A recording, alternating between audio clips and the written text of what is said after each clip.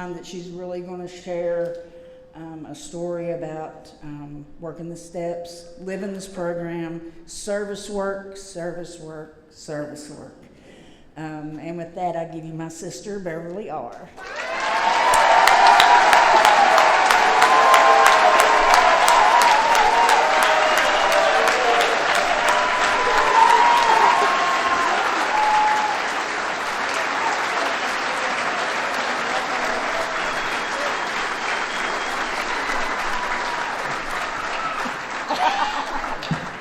That's great. There's an eagle and a dachshund up here. Anybody that knows me knows what that means. I'm Beverly. I'm an addict. I'm scared to death, you know. But then I look out here and I see so many people that I love, you know. I mean, that I've known for a long time, and I'm very grateful for that. And I'm going to cry, and I didn't bring a friggin' Kleenex. But anyway, I want to have a moment of silence so I can try to get out of the way and let God come in, because I pray that this comes from Him and not from me. So if y'all bear with me a minute. Okay.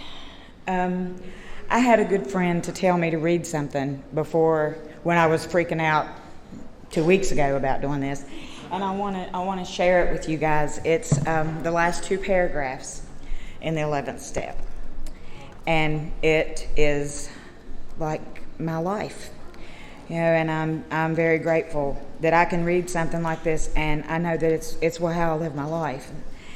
And I can't find it.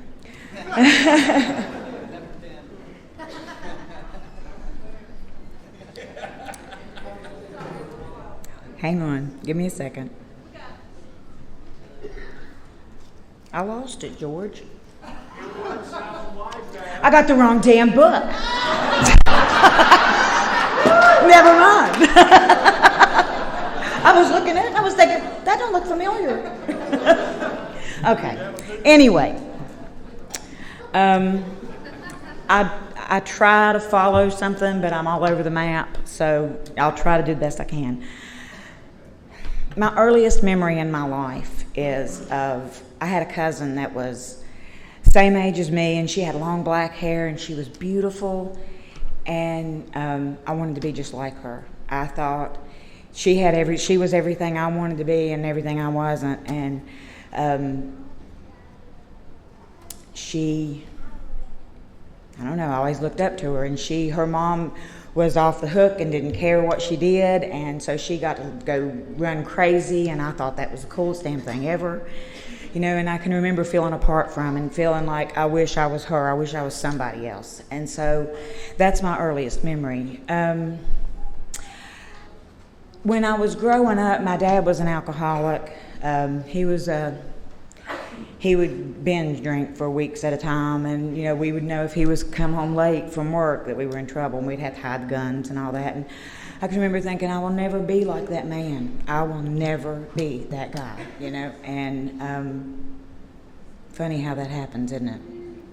But through my high school years and my junior high school years, I would party, but I wasn't an addict. I just partied, you know. But I know that I lived my life like I was the only one on the planet, like nobody else really mattered, that what I did didn't affect anybody else. I did whatever I wanted to do, and to hell with everybody. And I lived my life like that for a long time. And I'm really trying to stop shaking. This podium scares the hell out of me. But anyway, I got married. Let me back up a second. I ran away with the carnival. Yeah. I know, right? Not a circus, a carnival. When I was 17 years old, I met this guy at the carnival, and it seemed like such a great idea. Like, this is great. This is what I'm going to do. I'm going to run away, you know. And I loved this guy. He was the bomb. And so I ran away from home. This was before internet. You know, this was a long time ago. Nobody knew where I was. I told my cousin, and that was the only person. My dad, we were on the bus for like 11 hours. My dad was there within 15 hours, dragging my ass back to Bluefield. So my carnival career was pretty short-lived. Thank God. But I always just lived my life like nobody else really mattered. Like I didn't affect anybody else. You remember feeling like that? Well, what I do is my business. They need to just leave me alone and let me live my life. When I was 15, I thought my mom needed to leave me alone, let me live my life. She needed to just quit trying to tell me what to do. But anyway, I got married straight out of high school, graduated in June, got married in July. It was the dream, I was living the dream. I met a great guy. I got pregnant right off the bat and had 2 children. I got married at 18, so.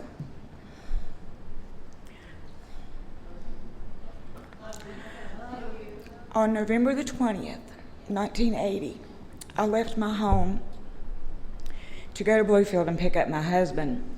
And my best friend and her daughter stayed home with the children. And she had a little girl. And my kids were 8 months old and 2.5. And I was gone, hour and a half maybe, and got back home and the trailer was on fire. Both of my children, my best friend and her baby, her daughter died that day. I was 21 years old.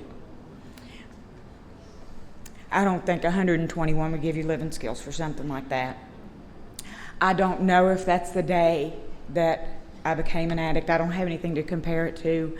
I know that's the last day I had free. That was the last day that I didn't use every day, and I used every day after that for 14 years. I used every single day. And like I said, I don't know if I would have. I had the behavior before the fire.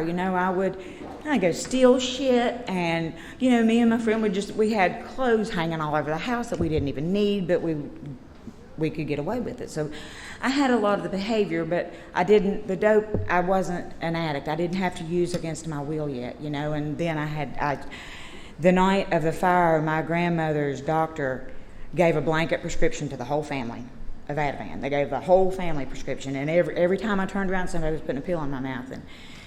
And so I don't know, if I would have done different had that not happened. But it's my life, and that's all I have to go on.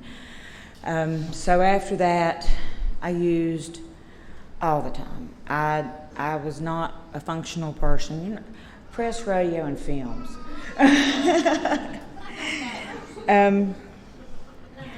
I tried. I got really strung out in Bluefield, and I thought, well, okay, it's this drug. If I can get away from these drugs, I'll move to Florida and get clean. That's a great idea. Florida's the place to go to get clean. And I really thought that if I could just lay on the beach drunk for a couple of weeks to get the Jones off of me, I would wake up and be fine, That didn't happen at all. I ended up doing shit I swore I'd never do down there, and so that didn't work. And I came back home, and I wasn't taking pills every day, so I thought, well, I'm okay, because I'm not taking these pills every day. I can take them every once in a while. I'm cool with that. I would drink. I got every bit as strung out on alcohol as I ever did any drug I did any other way. When I went to Florida and laid on the beach drunk for what ended up being a year, I would stash beer at night to have in the morning to put my makeup on so I could stop shaking enough to get my makeup on. So that was no different to me than hiding some pills somewhere, It was the same exact thing. It was just a different drug.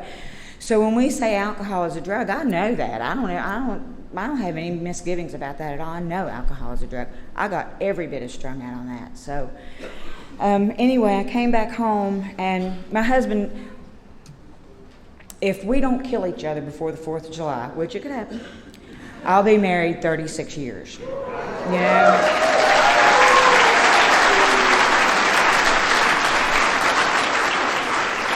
In these rooms, that's a miracle. I mean, I think that means he's as sick as I am, or sicker. I don't know, but I think that's probably what it means.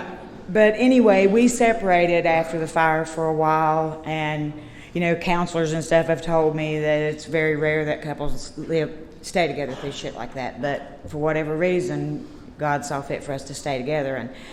But we separated for a while, and I went to Florida, and then he came to Florida, and then I came home, and then he came home. And but we were just living so crazy, you know. I was living in a house with no electricity, no running water, thinking it was cool to cook on a Coleman stove in my house, living out of a cooler with carrying water. I didn't have a problem with that. I couldn't spend money on shit like that. The dope man had to have it, you know. No was never an option for me when I was using. We would run out of dope and my husband would go to bed. I'm like, oh, hell no. We ain't going to bed. There's dope somewhere and we're going to find it, you know. And that's just the way I couldn't take no for an answer, and I didn't care what I had to do to get it.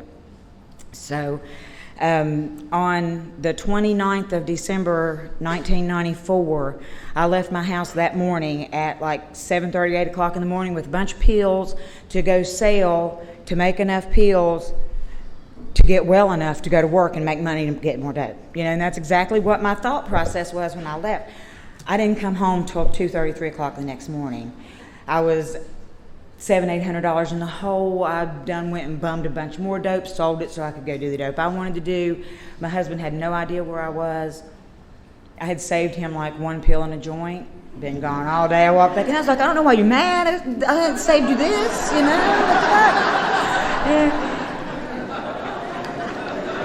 And at that time, we'd been married 17 years. He looked at me and he said, I want you to get your shit, and I want you to get out of this house, and I don't ever want to see you again. He said, I can't live like this anymore. And I thought, oh, hell, he's just mad. He'll be all right in the morning, you know. And he went, he didn't stop. He said, I want you to get your shit and get out. I can't stand to look at you anymore. I thought, oh, my God, I'm really in trouble this time. And my aunt was out the street. I owed her $500. And I thought, okay, I got to do something. I'm in trouble here. I'm in a lot of trouble. Tom's kicking me out. How can he kick me out? You know, he's kicking me out.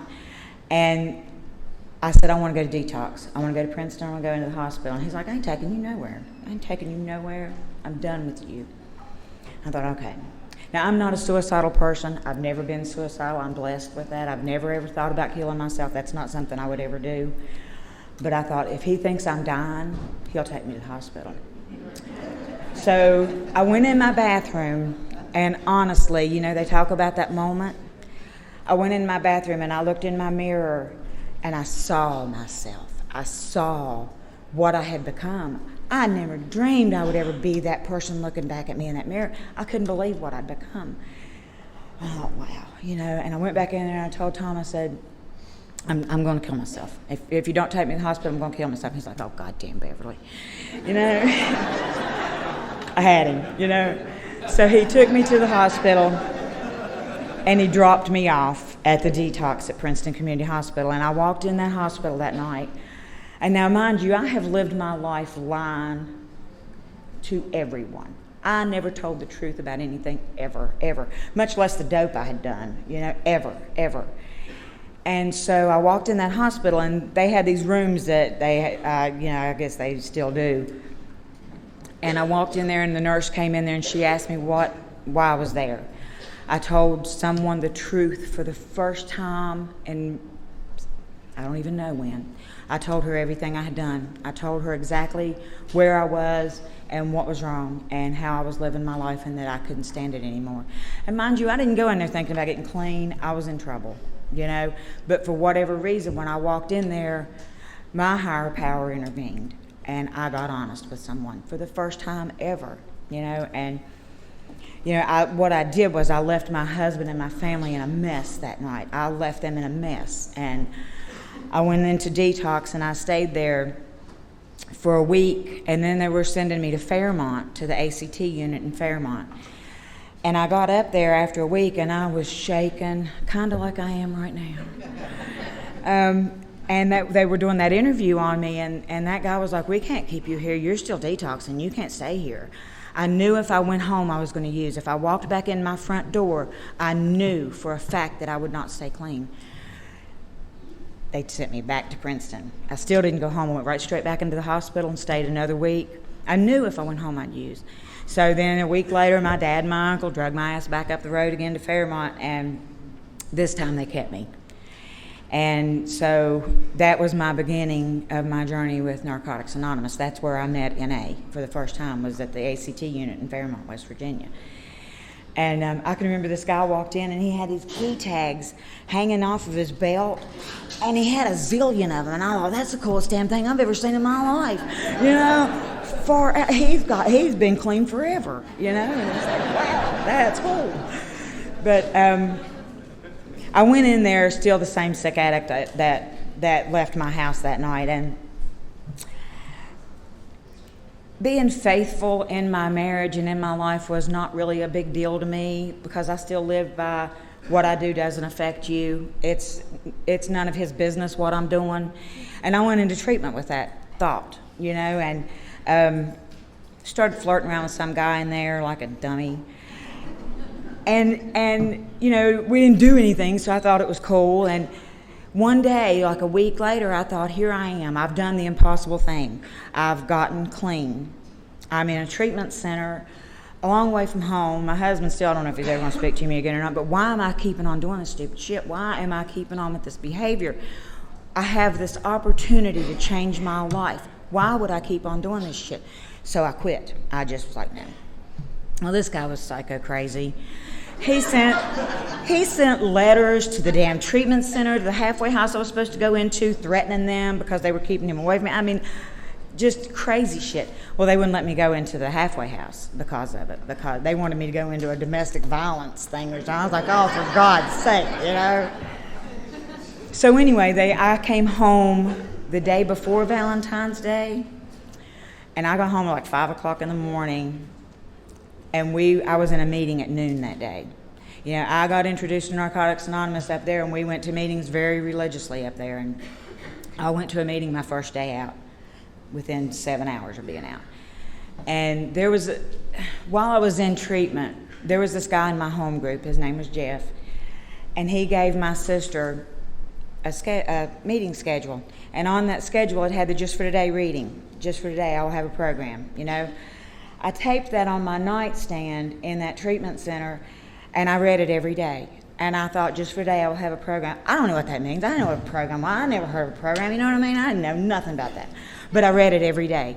I read, I will have faith in someone in NA. You know, someone believes in me. Jeff A. believed in me. He sent me that schedule. He believed in me.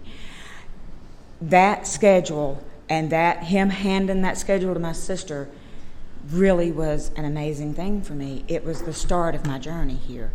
And so, you know, when you do that, when you hand something to someone, you really never know what it's going to mean to them. You really don't know if it's going to touch their life. You don't know what you say, how it's going to affect someone else.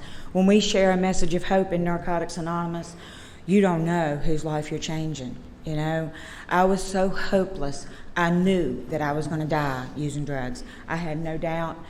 There was no way I was ever going to get clean. There was no way I was ever going to. I couldn't do it. I found NA, and I found a way to stay clean. The getting clean was the impossible thing I could never do. The staying clean, there ain't no way I'd ever done it without Narcotics Anonymous, you know. My clean date was December the 30th, 1994. You know, I came in here. I jumped in the middle of this program. I did service work. We went to Beckley, to Bar H, and went to a detox center up there, and that was my first service thing. We went up there and we carried a message, and I left there, and that was my first feeling of getting high. I'm not getting high. You know that feeling you have when you know you connected with someone? That was my first, and I was hooked from that. I was hooked. And so I jumped in the middle of Narcotics Anonymous. I became involved in this fellowship every way that I could. I did what was suggested to me for a while in here. I did. And then the day came when I thought it was different. I really did. I would say, just for today. We only have today. Whoever got up earliest this morning, blah, blah, blah. I would say that stuff, but in my heart, I thought, I am never going to use again. I am never going to use again. I believed it. I really believed it. And my sponsor, at the time, I was taking a sleeping pill, and she was like, Beverly, you really shouldn't take that sleeping pill. That's not a good idea. But I'm different, and I needed the sleeping pill. So that was the beginning of my end, you know. And one day I started taking this non-narcotic pain medicine. Well, it's called Ultram. Yeah. I relapsed on Ultram. I always thought if I relapsed, it'd be on heroin or, some big drug. It wouldn't be friggin' Ultram, for God's sake, But that's what it was. That's what took my ass out of here. It took my ass out of here. I picked up my 10-year medallion using. And that ain't funny. That I didn't stay after that because that just was terrible. And so for 2 years, I tried my best to get back in these rooms. For 2 years, I would make feeble attempts. I went in the crisis unit to get clean for a minute, and I couldn't find it. For 2 years, I thought. Me and my sister had been in here and out of here together, and even when we relapsed, I have enough mouth for the whole damn place. We're good. Even when we relapsed, we didn't use together. For whatever reason, we didn't. And I can remember my oldest sister, Donna, was on a drug replacement program. And during my relapse, I didn't shoot no dope, I didn't smoke no dope, I didn't snort no dope, I didn't drink no dope.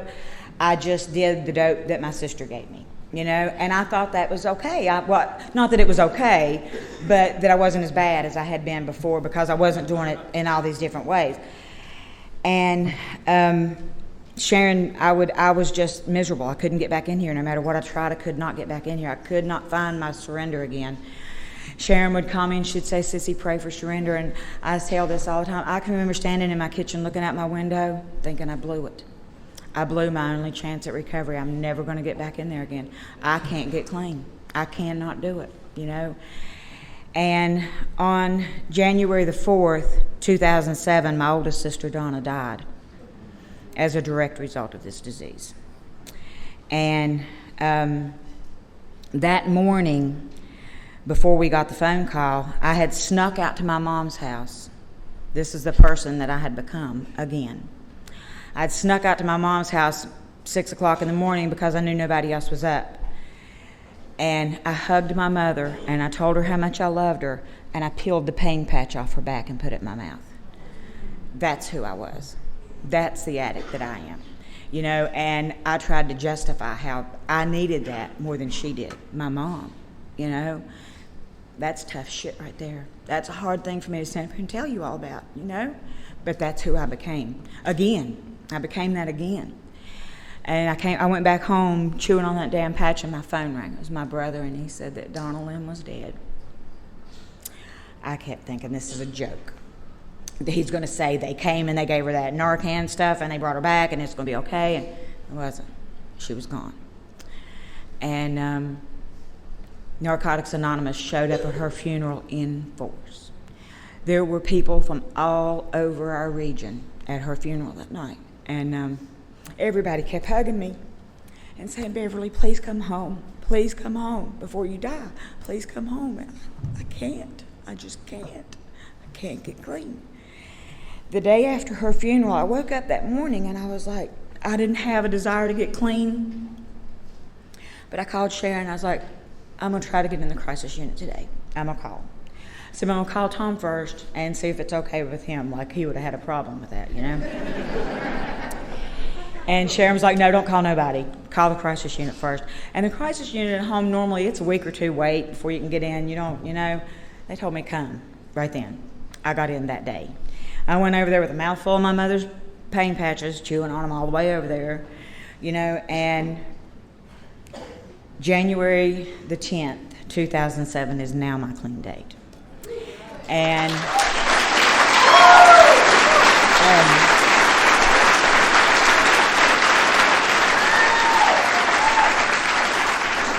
when I first came back to NA, I had been the person with the most clean time in my area, So when I first came back, everybody was like, "Oh, hell, that's Beverly. She knows what to do. You know what to do. That's Beverly. You know what to do." "Oh, no, I don't. If I knew what to do, I wouldn't have been back out there again, I might have known what's in that book, but I didn't know how to apply it in my life anymore. And so I had to insist on being a newcomer. I had to insist on that because, I do know what's in that book, but I didn't know how to live anymore this way of life. As long as I lived here in Narcotics Anonymous and I worked this program, when I was using, it was gone. It was gone. It just was. I know that when I came back in here, I was welcomed with open arms. People loved me and hugged me. Nobody said, I knew that shit was going to happen. I knew you were going to fuck up. I had no doubt that shit. Because I thought that. I'm a legend in my own mind. And I thought that people in my home group were sitting there saying, I told y'all she was going to fuck up. I told y'all she was. And that was really not true. Nobody said, I told you that was going to happen. Everybody loved me. They opened their arms up, they hugged me, and they welcomed me home. That's the name of my home group, by the way, is the Welcome Home Group. And so I came back in here hungry for recovery. I know today that I'm capable of a relapse. I really thought I was incapable of it before. Y'all messing up my life. I'm still nervous over here. It's not me. There's nothing under there. Huh? Y'all can't make me keep still. Okay. Anyway, I came back here, and I came in on fire for recovery again. I jumped in the middle of this fellowship, and I ain't turned around. I know I will use if I don't do this. There's no doubt in my mind that I will get high. If I don't work a program, I will get high. I didn't believe that the first time. I believe it today. I know it's a fact today. So I came in. I'm back in service work. Hell.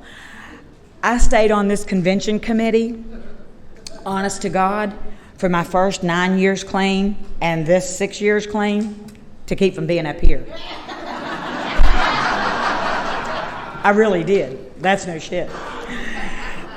I thought I'm going to take a year off from convention so I can go and enjoy the convention. Here's what happens. So much for that idea. But anyway, this time in my recovery, I'm not the exception to the rule. I try really hard to reach out to the newcomer. I try really hard to reach out to anybody that needs help.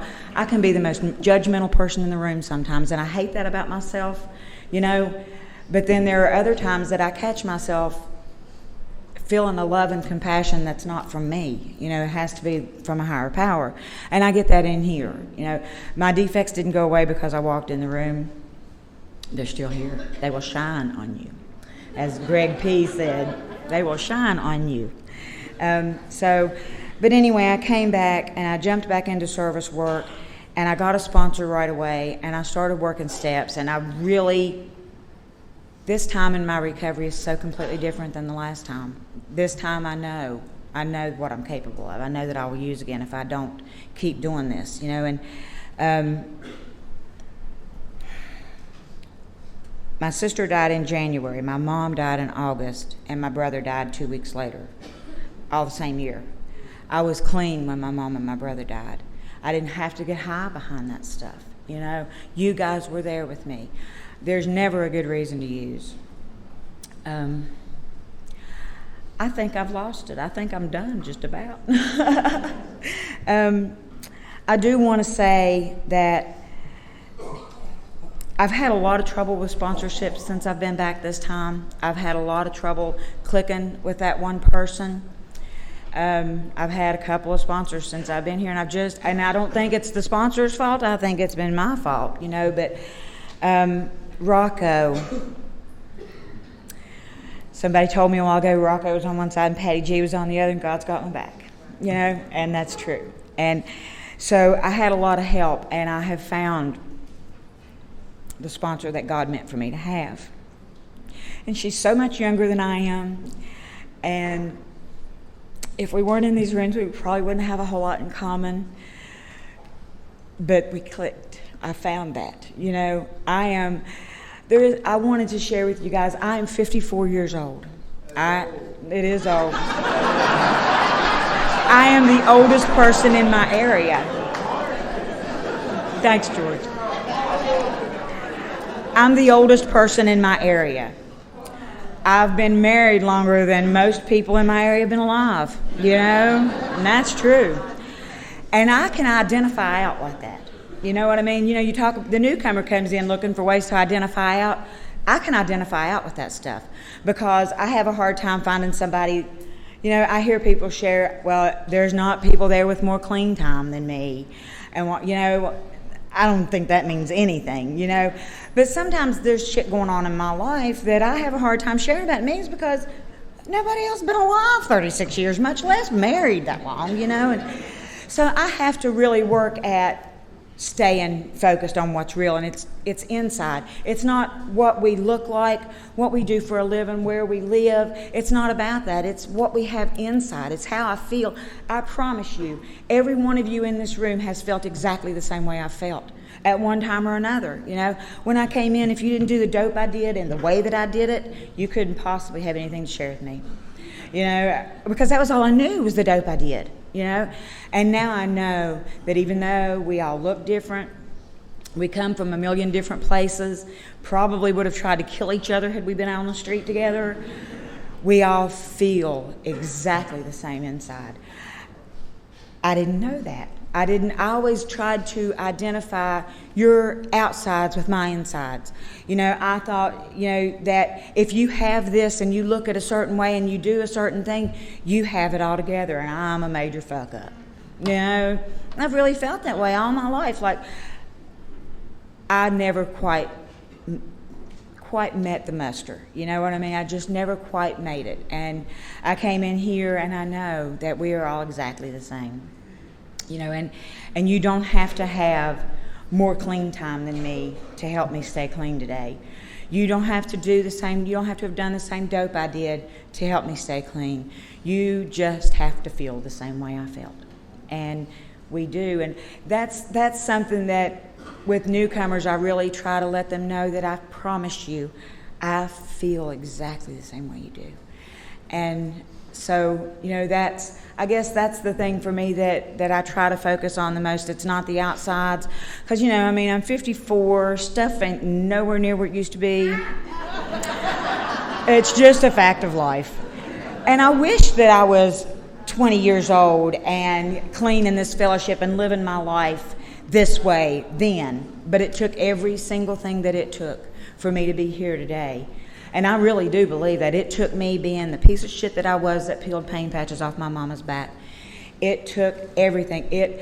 I have found a way in my life to be grateful for just about everything that's ever happened to me. To have turned it around, and I've not been able to find that with the fire.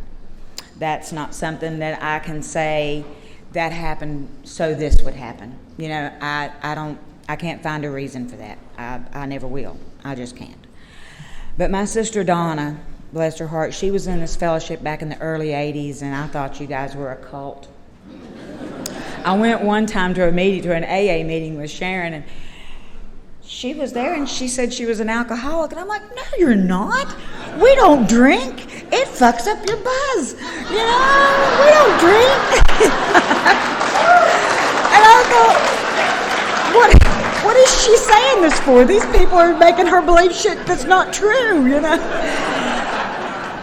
But my sister Donna was coming to these meetings then, and she told me one time, she said, if you ever get clean, she said, you're going to have a message for someone. There's going to be someone out there that needs to hear exactly what you have to say. And how can that really be? You know, I can tell you what not to do most of the time. But then I found Narcotics Anonymous, and I do know stuff today. I know how to stay clean today. I do. Don't pick it up. Don't pick it up. Go to a meeting. Work steps. Step work changed who I am. It changed me from the inside out. Step work did that. If you had told me when I first read those steps, I was like, what's that going to do? How's that going to help me pay my damn light bill? You know what I mean? I can't pay my bills. How's working them steps going to help me pay my bills? I don't know how it happened, but I pay my bills. Most of the time, you know. I couldn't understand how, I didn't realize that I had to change from the inside out. You know, I didn't realize that I had to learn how to live differently because I didn't have any idea how to live when I got here. My first sponsor, when I got clean, there were no women in Narcotics Anonymous in my home group. None. And this guy, first meeting I went to out of treatment, this guy walked in the room. He was a great big guy, had on a long black trench coat. He was beautiful. I like this guy, you know. He got clean in a therapeutic community in New York City, and I was like, I really like this guy. And he became my first sponsor. And I am so blessed that he had enough love and respect for this fellowship and for me that he didn't take advantage of that. You know, that don't happen very often in these rooms, you know. I was looking for something outside of myself to make me feel better. Man's the best thing in the world for that, you know. But Bob didn't take advantage of that, you know. He didn't take advantage of that. He didn't try to do it. I was very attracted to him. He probably could have, you know, but he didn't. And I was really lucky with that. I've never had to do that in the rooms of Narcotics Anonymous. And I'm very grateful for that. And that's not to say that if you have, that you're any better or worse than I am. I've been blessed that I haven't had to do that.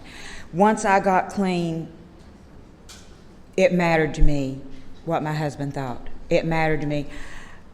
I had 3 years clean. I guess it's probably close to time, but I had 3 years clean. I came up here to a convention. I was getting high, not getting high all the time. I love this fellowship. I was on fire for recovery. I came up here to a convention. We went home. It was awesome. We were just all on fire for it. I got out of the car. My husband looks at me and he said, "Get your shit and get the fuck out of my house." Like, he's lost his mind. I ain't done nothing wrong in 3 years. I've been really good, you know? But when I first got clean and I first came home, I went to the store and bought me a leather book, you know, had a good pen, because I'm going to write my steps. I didn't have a sponsor. I went up on East River Mountain and I started writing.